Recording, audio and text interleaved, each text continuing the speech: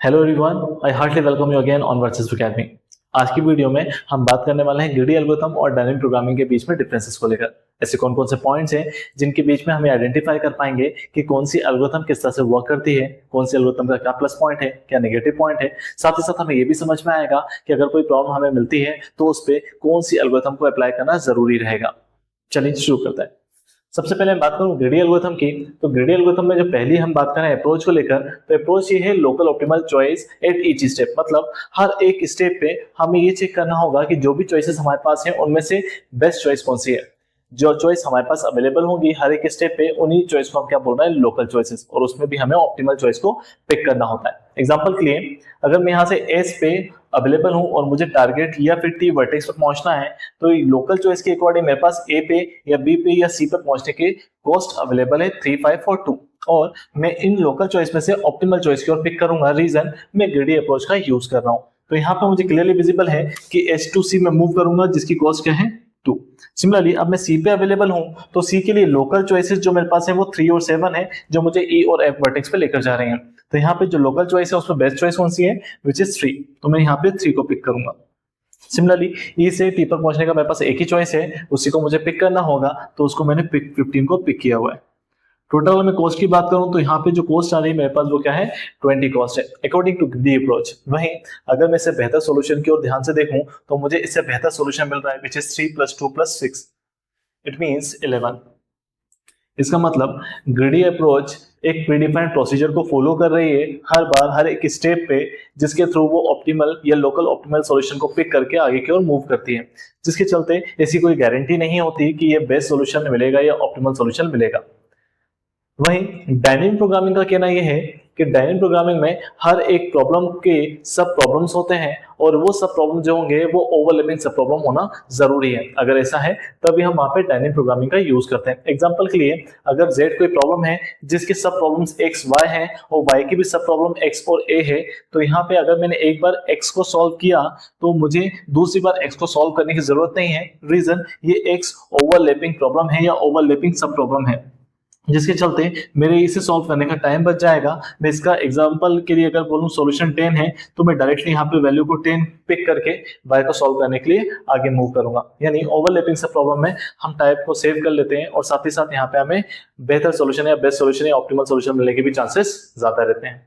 Second point पर अगर मैं बात करूं फोकस किस पे होता है, तो लोकल ऑप्टिमाइजेशन पे होता है। सिमिलरली यहाँ पे लोकल चॉइसेस थी और लोकल चॉइसेस में भी हम ऑप्टिमल चॉइस को पिक कर रहे थे। वहीं डायनेमिक प्रोग्रामिंग में हम ग्लोबली ऑप्टिमाइजेशन की बात करते हैं। मतलब जितने भी सारे सॉल्यूशंस मेरे पास अवेलेबल होंगे उन सॉल्यूशन में बेस्ट सॉल्यूशन या ऑप्टिमल सॉल्यूशन की ओर मूव करते हैं।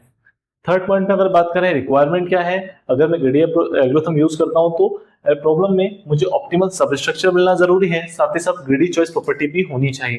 ग्रीडी चॉइस प्रॉपर्टी का मतलब, मैं अगर ग्रीडी हूं तो मैं मिनिमम कॉस्ट को पिक करूंगा।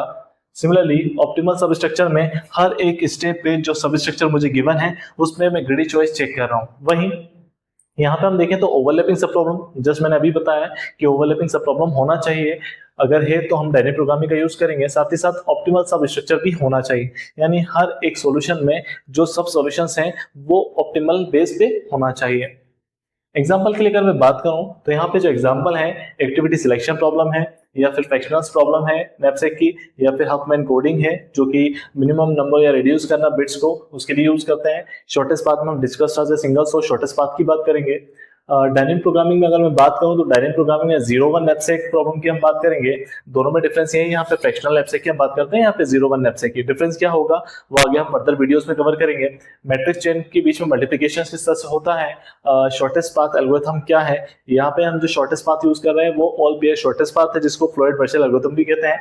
आगे देखेंगे अपकमिंग वीडियोस में कि उन्हें किस तरह से सॉल्व किया जाता है। फिबोनाची सीरीज के लिए भी हम डायनेमिक प्रोग्रामिंग का यूज करते हैं। रीजन, अगर आपको क्लियर हो फिबोनाची सीरीज में, तो लास्ट के 2 टर्म्स का सॉल्यूशन मिलके हम नेक्स्ट टर्म बनाते हैं। अगर ये 2 सॉल्यूशन मेरे पास अवेलेबल हैं तो आगे अगर मुझे फर्दर सॉल्यूशन की रिक्वायरमेंट होगी तो मैं इन 2 सॉल्यूशन को फिर से सॉल्व करने नहीं जाऊंगा, क्योंकि इन 2 सॉल्यूशन को मैं या तो मेमोरी में रखूंगा या फिर टेबल के फॉर्म में रखूंगा।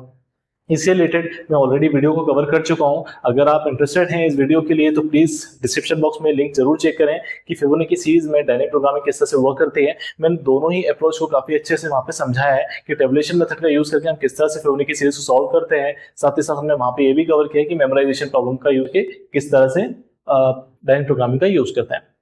नेक्स्ट पॉइंट पर अगर मैं बात करूं कॉम्प्लेक्सिटी को लेकर, चूंकि काफी सिंपल अप्रोच है जिसमें हम लोकल ऑप्टिमल सॉल्यूशन की ओर मूव करते हैं, तो यहाँ पे काफी कम टाइम लगता है। और वहीं स्पेस की भी अगर मैं रिक्वायरमेंट करूं तो मैं सिर्फ लोकल चॉइस को पिक करता हूं तब तक जब तक कि मुझे नेक्स्ट चॉइस की ओर रिक्वायरमेंट है, अदरवाइज इसको रखने की भी मुझे जरूरत नहीं पड़ती। वहीं डायनेमिक प्रोग्रामिंग की अगर हम बात करें तो डायनेमिक प्रोग्रामिंग में हमें हर एक सॉल्यूशन के लिए या हर एक सब प्रॉब्लम जिसको हमने ओवरलैपिंग सब प्रॉब्लम कहा है, इसका सॉल्यूशन हमें रखना होता है। या तो मेमोरी में रखते हैं जिसको हम मेमोराइजेशन कंसेप्ट कह रहे हैं, जिसमें हम रिकर्सिव अप्रोच का यूज करेंगे।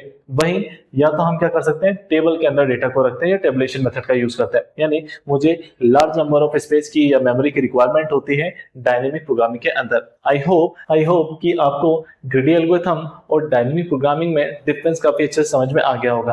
अगर आपको इस वीडियो से कोई भी इंसाइट मिले हैं तो प्लीज वीडियो को लाइक जरूर करें, कमेंट करें और चैनल को सब्सक्राइब करें, सो दैट कि मैं मोटिवेट होके नेक्स्ट वीडियो जल्दी से जल्दी आपके सामने लेकर आ पाऊं। मिलते हैं नेक्स्ट वीडियो में एडा के नए टॉपिक के साथ। Thank you.